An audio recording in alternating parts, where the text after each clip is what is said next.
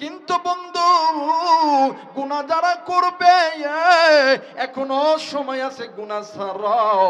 কারণ আল্লাহর নবীর সাহাবায়ে কেরামদের আকীদা ছিল গুনাহ যত ছোট হোক তারা করবে না, নেকি যত ছোট হোক তারা ছাড়বে না। কারণ হইল তারা সদা সর্বদা আল্লাহর জাহান্নামকে সদা সর্বদা ভয় করতে। শুধু তাই নয়, আপনি আমি যেই নবীর উম্মত, যেই নবী আপনার আমার জানের জান, যেই নবী আপনার আমার পরাণের পরাণ রহমাতুল লিল আলামিন, একদিন মা আয়েশা রাদিয়াল্লাহু তাআলা আনহার ঘরে ঘুমাইতে গেছে। মা আয়েশা রাদিয়াল্লাহু তাআলা আনহা আল্লাহর নবীকে পাওয়ার পর খুশিতে আত্মহারা হয়ে গেছে। মা আয়েশা রাদিয়াল্লাহু তাআলা আনহা হাতের 10টি আঙ্গুল আমার নবীজির খেদমতের মধ্যে লাগায়া দিছে। একটু আওয়াজ করে বলেন সুবহানাল্লাহ। এ মুসলমান বাবাজি, আজকে আমার বাংলাদেশে স্বামী স্ত্রীর ভিতরে প্রেম ভালোবাসা মহাব্বত হয় না। বাদানরে 2-3 বছর পরেই দেখবেন স্বামী স্ত্রীর মধ্যে ঝগড়া হয়। আমার নবী বলেছেন যদি কোনো স্বামী তার স্ত্রীর মাথার চুলটা একটু হাতায়া দেয়, স্বামী তার স্ত্রীর মাথার চুলটা হাতায়া দেয়, স্ত্রী তার স্বামীর মাথার চুলটা হাতায়া দেয়, আমার নবী বলেছেন ওই স্বামী আর স্ত্রী যতদিন পর্যন্ত দুনিয়ায় থাকবে আমার আল্লাহ তাদের মধ্যে কোনো দিন ঝগড়া লাগাইবে না। একটু আওয়াজ করে বলেন সুবহানাল্লাহ। এ মুসলমান বাবাজি, মা আয়েশার উরাতের উপর আল্লাহর নবী যখন ঘুমাইছে, আল্লাহর নবী এক পর্যায়ে আমার নবী ডাক দিয়ে কই আয়েশা রে, আমি নবী তোমার কাছে একটা জিনিস চাইব দিবানি? আয়েশা ডাক দিয়ে কই হুজুর, ইয়া রাসূলুল্লাহ, ইয়া হাবিবাল্লাহ, নবী গো আপনি কি জিনিস চান বলেন না।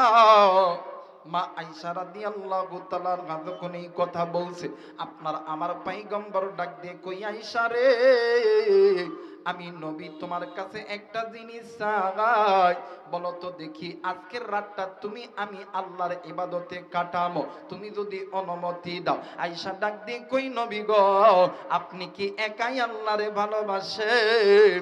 আপনি কি একাই জান্নাতে যাবেন? আমি আয়েশা কি আল্লাহর জান্নাতে যাব না? একটু আওয়াজ করে বলেন সুবহানাল্লাহ। স্বামী আর স্ত্রী, স্ত্রী ডাক দিয়ে কই স্বামী গো আপনি কি একাই আল্লাহকে ভালোবাসেন? আমি কি ভালোবাসি না? আপনি একাই জান্নাতে যাবেন, আমি কি যাব না? আর বর্তমান আমার বাংলাদেশে স্বামী নামাজ পড়ে স্ত্রী পড়ে না, ফজরের সময় ডাক দেয় কিও নামাজে যাইতো না, স্বামী ডাক দেয় হ্যাঁ নামাজি হয়েছে, কথা কয় না। স্বামী নামাজি স্ত্রী ঘুমায়, স্ত্রী নামাজি স্বামী ঘুমায়, ডাক দিতেছে নামাজি হয়েছে, নতুন নতুন নামাজ শুরু করছে, কথা কয় না কে? আমার ভাইরা, আমার বন্ধুগণ, যেই ঘরের মধ্যে স্বামী স্ত্রী গুনাহ করে, যেই ঘরের ভিতরে স্বামী স্ত্রী গুনাহের মধ্যে জিন্দেগি ডুবে থাকে, ওই ঘরের মধ্যে স্বামী স্ত্রীর মহাব্বতের কারণে যে সন্তান জন্ম নেয়, ওই সন্তান নাস্তিক হয়, ওই সন্তান মুরতাদ হয়, ওই সন্তান ইসলাম বিরোধী হয়, কথা বলেন ঠিক কিনা? আর যেই ঘরের ভিতরে মা বাবা গুনাহ ছাড়তে পারবে, যে ঘরের ভিতরে মা বাবা দিনদার নেককার পরহেজগার হবে, ওই মা বাবার প্রেম ভালোবাসার মহাব্বতের কারণে যে সন্তান হবে, ওই সন্তান আহমদ শফি হবে, জুনেদ বাবুনগরী হবে, আল্লামা সাইদি হবে, ওই সন্তান মামুনুল হক হবে, ওই সন্তান মিজানুর রহমান আজহারি হবে, ওই সন্তান আমির হামজা হবে, কথা বলেন ঠিক কিনা? আর নতুবা যদি ওই গুনাহ করেন, কারণ মাল যদি ভালো হয়, ফ্যাক্টরি যদি ভালো হয় মাল, কথা কয় না, ফ্যাক্টরি ভালো হইলে মাল, আর ফ্যাক্টরি যদি ভালো না হয় মাল কোনোদিন ভালো হওয়ার আশা করা যায়? কথা করেন, ভালো হওয়ার আশা করা যায়? মুসলমান ভাইরা আমার বন্ধুগণ, মা আয়েশা রাদিয়াল্লাহু তাআলা নামাজে দাঁড়ায় গেছে, আমার নবীজি নামাজে দাঁড়ায় গেছে, এক পর্যায়ে মা আয়েশা রাদিয়াল্লাহু তাআলা নামাজ আদায় করতে করতে মা আয়েশার মা আয়েশার চোখে ঘুম চলে এসেছে। ও বাজান, মা আয়েশা রাদিয়াল্লাহু তাআলা আনহা যখনই ঘুমায় গেছে, আল্লাহর নবী ঘুমাই নাই, আমার নবীজি নামাজের মধ্যে দাঁড়াইয়া আল্লাহর কোরআন তেলাওয়াত করে আর ডুকরে ডুকরে কান্দে। কিন্তু ভাই গো, কিতাব প্রমাণ করে ওই দিন আল্লাহর নবী এত কান্না কানছে, কোরআনুল কারীম তেলাওয়াত করছে আর এত কান্না কানছে, নবীজির কান্নার চোখের পানিতে আল্লাহর নবীর দাড়ি মোবারকখানা ভিজিয়া গেছে। শুধু তাই নয় রে বগুড়ার বাবাজিরা, আমার ভাইরা, আমার বন্ধুরা রে, আল্লাহর নবী যেই জায়গার মধ্যে সিজদা করেছে ওই সিজদার জায়গাটা পর্যন্ত ভিজিয়া গেছে। ও বাজার, আগের যুগে মদিনার ভিতরে তাহাজ্জুদের নামাজের আযান হইতো, নবীর মুয়াজ্জিন বেলাল আযান দিয়া নবীজির কামরায় যাইত, এরপরে আল্লাহর নবী মসজিদে নববীতে নামাজে আসতো। কিন্তু বন্ধুরি, ওই দিন হযরত বেলাল রাদিয়াল্লাহু তাআলা আনহু আল্লাহর নবীর কামরায় যাইয়া দেখে আমার নবীজি যাই নামাজে বসিয়া, নামাজের মুসল্লায় বসিয়া আমার নবীজি এতিমের মতন ডুকরে ডুকরে কান্না করতেছে। আল্লাহর নবীর কান্না দেখিয়া হযরত বেলাল রাদিয়াল্লাহু তাআলা আনহু ডাক দিয়ে কই, নবী গো, ইয়া রাসূলুল্লাহ, ইয়া হাবিবাল্লাহ, আপনি কেন কান্দেন গো নবীজি? আল্লাহর নবী ডাক দিয়ে কই, বেলাল রে, আমি নবী কান্দি আল্লাহর জাহান্নামের ভয়ে।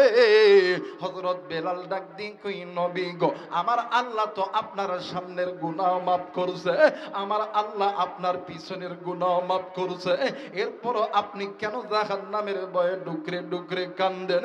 আল্লাহর নবী ডাক দিয়ে কই, বেলাল রে, আমি নবী আমার জন্য কান্দি না, আমি নবী কান্দি আমার এতিম উম্মতের জন্য। একটু আওয়াজ করে বলেন সুবহানাল্লাহ। মুসলমান ভাইরা, আমার বন্ধুগণ, বেলাল ডাক দিয়ে কই, হুজুর, ইয়া রাসূলুল্লাহ, ইয়া হাবিবাল্লাহ, নবী গো, আপনি কেন উম্মতের জন্য কান্নাকাটি করেন? আল্লাহর নবী ডাক দিয়ে কই, বেলাল রে, আমার আল্লাহ আমারে দুনিয়াতে পাঠাইছে এই উম্মতকে জাহান্নাম থেকে জান্নাতে নেওয়ার জন্য। এরে বেলাল, আমি নবীজি আল্লাহর জান্নাত দেখছি, জাহান্নাম দেখছি। বেলাল রে, আমি নবীজি আল্লাহর ওই জাহান্নামের ভয়ঙ্কর চিত্র দেখেছি। বেলাল রে, দুনিয়ার আগুন মানুষের হাতে লাগলে মানুষের হাত পুড়িয়া যায়, কিন্তু বেলাল ওই জাহান্নামের আগুন মানুষের হাতে লাগলে মানুষের কলিজা পর্যন্ত পুড়ে যায়। এরে বেলাল, আমি নবী এই জন্য তো ডুকরে ডুকরে কান্দি। ভাই গো, আপনার আমার নবী যেই নবীর সামনের গুনাহ মাফ, যেই নবীর পিছনের গুনাহ মাফ, ওই নবী যদি জাহান্নামের ভয়ে ডুকরে ডুকরে কান্দে, তাইলে বলেন বলেন আপনার আমার কাছে কি এমন আমল আছে যে আমলটা নিয়ে আপনি আমি আল্লাহর জান্নাতে যাব? না পড়ি নামাজ, না পড়ি রোজা, না দিই যাকাত, না করি পর্দা, নিজে গুনাহ করি, নিজের স্ত্রী সন্তান গুনাহ করে, এই জন্য আমার নবী বলেন, উম্মত, আখিরাতের সর্বপ্রথম ইমিগ্রেশন কাউন্টার হইল কবর। যেই বান্দা বান্দির কবর ভালো, যেই বান্দা বান্দির হাসর ভালো, মিজান ভালো, ওই বান্দা বান্দি জান্নাতি। একটু আওয়াজ করে বলেন সুবহানাল্লাহ।